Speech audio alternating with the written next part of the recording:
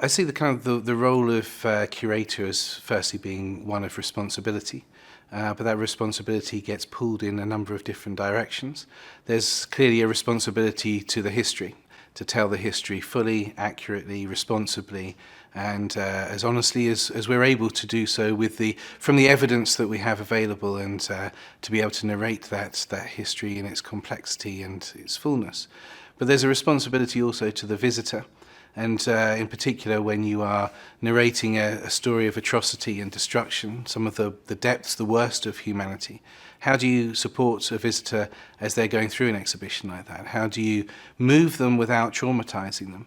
It's important that we don't sanitize this history, but we also, of course, don't want to incapacitate the visitor. We need them to be able to go through this exhibition and to learn deeply.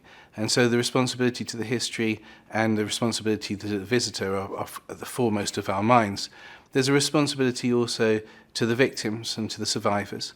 And it means that when we make curatorial choices, we're always trying to balance this history of destruction, which can be seen maybe as sometimes unfortunately that people arrive on the historical stage to be victims. And clearly that's not the case. People had their own personal histories, they had their biographies, they had their homes and their lives and their loves. We want to try and show the real people behind this destruction and to give them a voice as well. And in terms of how we choose the artifacts and the photographs and the stories that we display, we want to try and show not only how the Holocaust happened, how Auschwitz came to be, but also how people responded in many myriad diverse ways to that unfolding genocide. Stories of resistance and resilience and courage.